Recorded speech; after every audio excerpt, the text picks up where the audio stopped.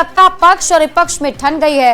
दरअसल लोकसभा में बीजेपी सांसद निशिकांत दुबे ने झारखंड में घुसपैठ को एक बड़ा मुद्दा बताते हुए आदिवासियों के लिए अलग राज्य बनाने की मांग कर दी। यहां तक कि केंद्र सरकार से राष्ट्रपति शासन लगाने की भी मांग कर दी गई है।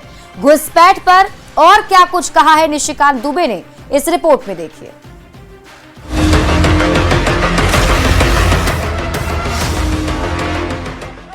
झारखंड में बांग्लादेशी घुसपैठियों को लेकर राज्य की सियासत एक बार फिर से गर्मा गई है। कोटा से बीजेपी सांसद निशिकांत दुबे ने झारखंड में घुसपैठ के मुद्दे को लोकसभा में उठाया है। निशिकांत ने बांग्लादेशी घुसपैठियों को हटाकर नए सिरे से परिसीमन करने की मांग कर दी है। निशिकांत दुबे ने आंकड़ा सदन में पेश किया है कि आजादी के बाद से झारखंड में मुस्लिमों की आबादी 15% बढ़ी है, जबकि आदिवासियों की संख्या 17% कम हो गई है। भारत सरकार से मेरा आग्रह है कि जब डिलिमिटेशन करेंगे तो बांग्लादेशी घुसपैठियों को हटाकर ही डिलिमिटेशन करिए। झारखंड में आदिवासियों की संख्या लगातार घटने के पीछे बीजेपी सांसद निशिकांत ने घुसपैठ को बड़ा मुद्दा बताया। साथ ही ये भी कहा कि बड़ी संख्या में मुस्लिम समुदाय के लोग आदिवासी लड़कियों से शादी कर रहे हैं। इससे वो आदिवासियों की जमीन पर कब्जा जमा रहे हैं और आदिवासियों की संस्कृति के साथ भी खिलवाड़ कर रहे हैं। इस पर भी रोक लगनी चाहिए। आदिवासियों की सुरक्षा के लिए शेड्यूल 5, शेड्यूल 6 और शेड्यूल 7 के डिस्ट्रिक्ट के लिए जो अधिकार दिए गए हैं, उसके अधिकार के आधार पर आदिवासियों की लड़कियों की शादी किसी आधार पर मुस्लिम में नहीं हो, उनकी संस्कृति नहीं बदले और 355 के आधार पर। निशिकांत दुबे ऐसा क्यों कह रहे हैं, इसके पीछे की कहानी को समझिए। संथाल परगना में बांग्लादेशी घुसपैठ की आबादी बढ़ रही है। घुसपैठी आदिवासी महिलाओं से शादी करते हैं। शादी करने के बाद उनका धर्म परिवर्तन कराते हैं। गिफ्ट के जरिए आदिवासियों की जमीन को हथिया रहे हैं। इस आंकड़े को समझें तो पाकुड़ में पिछले 10 साल में 40% मुस्लिम आबादी बढ़ी है। साहेबगंज जिले में 27% मुस्लिम आबादी बढ़ गई है। 1951 में संथाल परगना में आदिवासियों की आबादी 45% थी, जो घटकर 38% रह गई है। 2011 के आंकड़ों के मुताबिक संथाल परगना के सभी जिलों में आदिवासियों की आबादी 28% तक रह गई थी। झारखंड मुक्ति मोर्चा के नेतृत्व में चल रही हेमंत सरकार को ये सोचना चाहिए कि माननीय सांसद पार्लियामेंट में जिस मुद्दों को उठा रहे हैं, विशेष करके आदिवासी संस्कृति वहां पर खतरे में पड़ी हुई है, अस्मिता की पहचान लूट रही है और ये सरकार उसे लूटने दे रही है। संथाल परगना को अलग राज्य की मांग करना, ये मानसिकता उनकी दिखलाती है कि उनको लोकतंत्र पर कहीं भी भरोसा नहीं है। झारखंड में निशिकांत दुबे के बयान पर सियासत भी तेज हो गई है।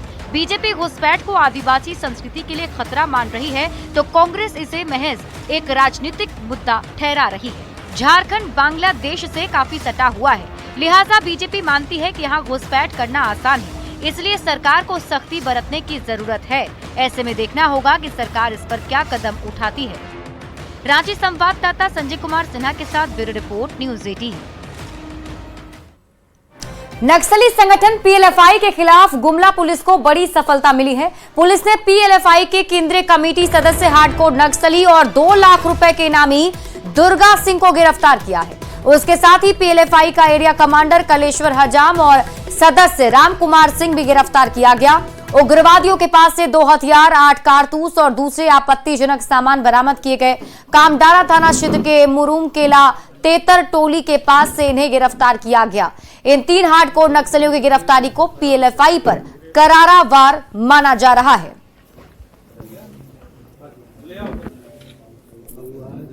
तीन व्यक्ति को मुरुम केला तेतर टोली, जो कामडारा थाना क्षेत्र और कामडारा रांची और गुमला का जो बॉर्डरिंग एरिया है, वहां से इनको डिटेन किया गया। डिटेन करने के बाद इनकी से जब पूछताछ की गई तो उसमें एक जो दुर्गा सिंह उर्फ पंजरी सिंह, ये पीएलएफआई संगठन में सेकेंड इन कमांड है। दिनेश गोप, जो पीएलएफआई सुप्रीमो के जेल जाने के बाद पूरे संगठन को ये लीड कर रहा था, उसकी गिरफ्तारी हुई। उसके पास से एक देसी रिवॉल्वर बरामद हुआ। जो गिरफ्तारी है उससे पीएलएफआई संगठन का इस क्षेत्र में प्रभाव काफी शिथिल होगा। चाईबासा से आपको बड़ी खबर बताते हैं, जहां 2 आईडी बम बरामद किए गए हैं। 15 और 3 किलो का 2 आईडी बम मिला है। सुरक्षा बलों ने बम को नष्ट कर दिया। नक्सलियों की साजिश नाकाम कर दी गई है। सर्च ऑपरेशन में बम नष्ट किया गया। सारंडा जंगल में बम नष्ट किया गया है। 2 आईडी बम बरामद किए गए हैं और आपको बता दें कि दोनों ही आईडी बम सुरक्षा बलों के सर्च ऑपरेशन के दरमियान बरामद हुए, जिसे नष्ट कर दिया गया है। सारंडा जंगल में ही बम को नष्ट किया गया। नक्सलियों की तरफ से इस बम को प्लांट किया गया था सुरक्षा बलों को निशाना बनाने के लिए, लेकिन सुरक्षा बलों ने नक्सलियों के मंसूबे पर पानी फेर दिया है।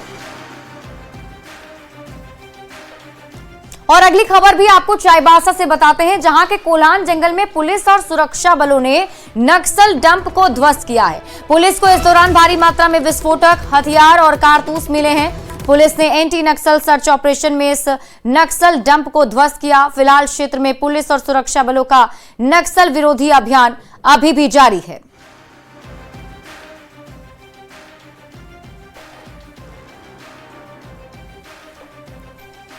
झारखंड में होली के मौके पर जमकर जाम छलकेंगे और झारखंड सरकार की ओर से ही इसकी पूरी तैयारी की गई है। राज्य में होली के दौरान 3 दिन में ही करीब 125 करोड़ के राजस्व मिलने की उम्मीद है।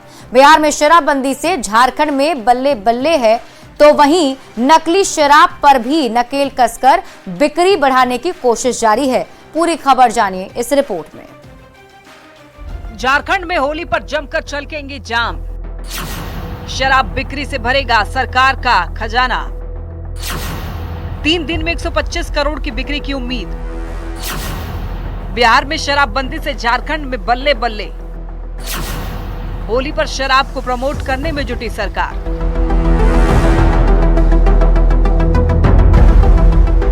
होली त्योहार है रंग का, उमंग का, उल्लास का और सारे गिले शिकवे भूलकर एक दूसरे के साथ आने का। झारखंड सरकार इस बार होली के मौके पर शराब को जमकर प्रमोट करने में जुटी है। होली के मौके पर शराब की 3 दिन जमकर बिक्री होती है। ऐसे में सरकार ने इस बार 3 दिन में 100 करोड़ से 125 करोड़ तक के राजस्व मिलने की उम्मीद बांधी है। सरकार के हाथों में ही शराब की बिक्री का जिम्मा है। ऐसे में नकली शराब पर नकेल कसने की कोशिश भी जारी है, ताकि साल भर में 2700 करोड़ के राजस्व का लक्ष्य हासिल किया जा सके। 100-125 करोड़ की लक्ष्य करीब है और वो आ जाएगा, मैं समझता हूँ। चूँकि इस बार बिहार से भी बहुत से लोग घुस रहे हैं और शराब के शौकीन हैं ही, लेकिन ब्रांडेड माल अभी भी मार्केट में अवेलेबल नहीं है उतना। अब उस लक्ष्य को पूरा किसी न किसी प्रकार से लेकिन सरकार को हो जाएगा। होली के मौके पर ब्रांडेड शराब का स्टॉक कम है और दूसरे राज्यों की तुलना में वैट अधिक होने से शराब यहाँ महंगी भी बिकती है। ऐसे में शराब के शौकीनों की जेब पर अधिक मार पड़ सकती है। पड़ोसी राज्य बंगाल से भी सस्ती शराब झारखंड पहुंचती है, जिससे कारोबारियों को नुकसान हो सकता है। लेकिन बिहार में शराबबंदी की वजह से कारोबारियों को उम्मीद है कि ना तो जाम छलकने में कमी होगी और ना ही पॉकेट से पैसे निकालने में। ब्रांडेड अभी मिल भी नहीं रही है। अभी 2-4 दिन से तो परेशान है हम लोग भी और पब्लिक भी परेशान है। अभी शिकायत बहुत है। हम लोग खुद बार चलाते हैं तो चार दुकान से टैग है, लेकिन सभी दुकान में खोज के परेशान है हम लोग। अब पब्लिक जो मांगेगी हमको तो देना पड़ेगा और ये उपलब्ध हो नहीं रही है। परेशानी तो हो रही है। 2 दिनों की होली है, लिहाजा शराब के दुकानों में कारोबार भी दोगुना होगा। ऐसे में कारोबारियों की बल्ले बल्ले है। लेकिन कुल मिला के इतना समझ जाइए, ये घरों से निकलिए। अगर आप शराब के शौकीन हैं तो अपने पाँव को संभालिए, क्योंकि शराब का नशा अगर आप करते हैं तो ज़रा सोच समझ कर कीजिए, क्योंकि नशा जो है वास्तव में होली में कहीं आपके रंग में भंग न डाल दे। लेकिन इतना जरूर है कि वास्तव में इस बार कारोबार जो होने वाला है शराब को लेकर, वो कारोबार जमकर होने वाला है और राज्य में इस बार जो जाम छलकेगी, जाहिर रुपया भी छलकेगा। Sanjay Kumar Sinha, news 18, Ranchi. Jharkhand high court में नौकरी का झांसा देकर 5 युवक से ठगी का खुलासा हुआ है। पूरा आरोप हाई कोर्ट के ही वकील पर लगा है और आरोपी वकील फरार है। आखिर किस पद की नौकरी के लिए झांसा दिया गया था और क्या है पूरा मामला, जानिए इस रिपोर्ट के जरिए। नौकरी के नाम पर ठगी का खुलासा, हाईकोर्ट का नाम, वकील का काम, पियून के जॉब के नाम पर झांसा। खुलासे के बाद आरोपी वकील फरार। एक अदद नौकरी हर युवा का सपना होता है, और जब बात सरकारी नौकरी की हो और उसमें भी झारखंड हाईकोर्ट का नाम आए तो जाहिर है बेरोजगार युवा जरूर फंसेगा। कुछ ऐसा ही हुआ रांची में, जहां झारखंड हाईकोर्ट में पियून की नौकरी का झांसा देकर 5 युवक से ठगी की गई। सभी से 2-2 लाख रुपए पर डील की गई थी, जिसमें से कुछ पैसे लिए भी गए थे। नौकरी के नाम पर ठगी का आरोप हाईकोर्ट के ही वकील पर लग रहा है। इन 5 अभ्यर्थियों को पियून की जॉब के लिए एक अधिवक्ता के माध्यम से ही अपने जाल में फंसाया गया था और इन युवकों से 2-2 लाख रुपए भी लेने की बात थी काम होने के बाद। तो कहा जा सकता है इस पूरे मामले में एक अधिवक्ता की संलिप्तता जो है वो सामने आ रही है। फिलहाल पुलिस मामले की जांच कर रही है और जो जानकारी है उसके अनुसार अधिवक्ता भी फरार है। सुनहरे भविष्य का सपना संजोए 5 युवक जब हाईकोर्ट में इंटरव्यू के लिए पहुंचे तो पूरे मामले का खुलासा हुआ। अब पुलिस पूरे मामले की जांच में जुटी हुई है। देखना होगा कि इस पूरे मामले में क्या कुछ तथ्य सामने आते हैं और क्या जो युवक हैं उनके द्वारा जो पैसे दिए गए उसकी रिकवरी हो पाती है या फिर नहीं। कैमरामैन प्रभाकर के साथ ओम प्रकाश, न्यूज़ 18 रांची।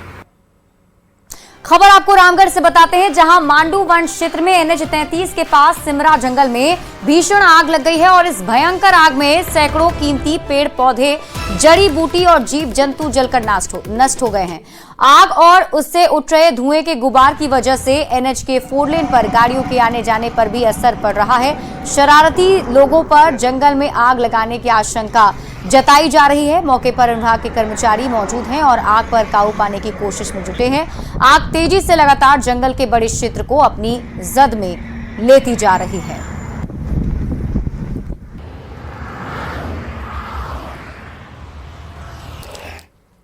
और अब आपको गढ़वा लेकर चलते हैं, जहां रंका प्रखंड के गोदरमाना गांव में सोमवार को एक पटाखा दुकान में हुए भीषण विस्फोट ने पूरे क्षेत्र को झकझोर कर रख दिया।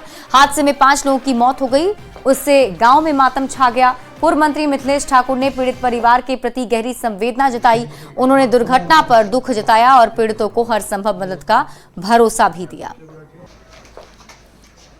प्रावधानों के अनुरूप आज मैंने अपनी ओर से भी जो मेरी क्षमता थी अपनी ओर से भी आर्थिक सहायता सभी परिवारों को उपलब्ध कराई है और सरकार का जो प्रावधान है उसके अनुरूप भी मैं आश्वस्त करता हूं आपके माध्यम से सभी परिजनों को जिनके परिवार में ये घटना घटी है। जो सरकार का प्रावधान है 4 लाख रुपए ऐसे दुर्घटनाओं में सरकार की ओर से प्राप्त होता है, वो भी बहुत जल्द हमारी कोशिश रहेगी कि 1 सप्ताह के अंदर माननीय मुख्यमंत्री ने जो आश्वासन दिया है 1 सप्ताह के अंदर सभी पीड़ित परिवारों को उपलब्ध करा दिया जाएगा।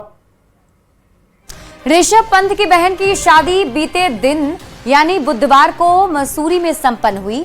MS धोनी को इस शादी में खूब मस्ती करते हुए देखा गया। इस दौरान उन्होंने खूब नाचते गाते हुए जश्न मनाया।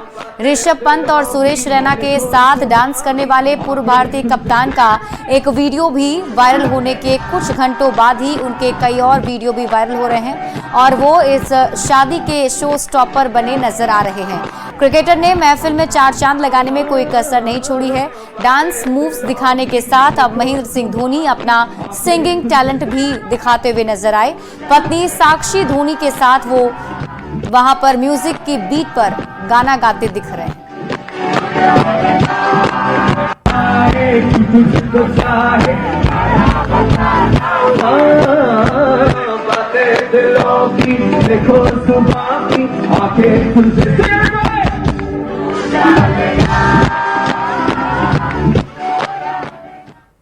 खबर आपको धनबाद से बताते हैं, जहां होली मिलन समारोह में स्वास्थ्य मंत्री इरफान अंसारी शामिल हुए। इरफान अंसारी ने कहा कि हमें रंगों से प्यार है, रंग बदलने वालों से नहीं। होली आपसी भाईचारे का त्योहार है। यूपी के संभल के सीओ की टिप्पणी पर भी इरफान अंसारी ने पलटवार किया। उन्होंने कहा कि एक पदाधिकारी होकर समाज को तोड़ने का काम अच्छी बात नहीं। अगर ऐसा पदाधिकारी झारखंड में होता तो मैं उसे नाप देता। जी, हमें रंगों से प्यार है, हमें रंग बदलने वालों से प्यार नहीं है। जी, जो रंग बदलते हैं उनसे मेरा प्यार नहीं है। रंग के लिए आपसी भाईचारे को मजबूत कीजिए, जितना अच्छा हो सके अच्छा से कीजिए। आप मुसीबत पड़ते मैं खून दूँ, मैं बीमार हूँ तो आप मुझे खून दें। मैं एक्सेशन मांग के चल रहा हूँ। वहाँ पर लॉ एंड ऑर्डर कोई नाम की कोई चीज़ नहीं है। उनके मुख्यमंत्री कुछ और बोलते हैं, उनके पदाधिकारी उन्हीं के इशारा पे चलते हैं। और जब पदाधिकारी समाज को तोड़ने का काम करें और भाईचारे को दरार पैदा करें, ऐसे पदाधिकारी झारखंड में होते तो मैं नाम देता।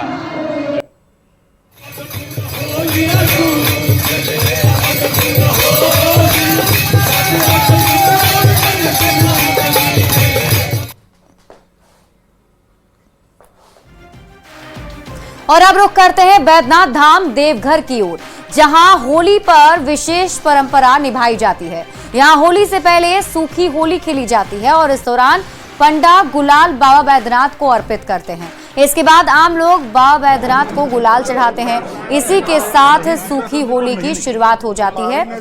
इसके ठीक अगले दिन रंगों वाली होली मनाई जाती है। बता दें कि होली के दिन बाबा बैद्यनाथ का स्थापना दिवस भी मनाया जाता है। ऐसी मान्यता है कि इसी दिन लंका नरेश रावण बाबा बैद्यनाथ को देवघर लेकर आया था और भगवान विष्णु ने उन्हें स्थापित किया था। आज ही बाबा बैद्यनाथ जी का स्थापना दिवस है। आज रावण के द्वारा इनको लाया गया था और विष्णु के द्वारा आज इनका स्थापना दिवस है। और हर हरि, आज हरि और हरि का मिलन होता है, जो कि पूरे ज्योतिर्लिंग जहाँ भी है, कहीं ऐसा कोई प्रावधान नहीं है कि जहाँ हरि से मिलने के लिए हरि आते हैं।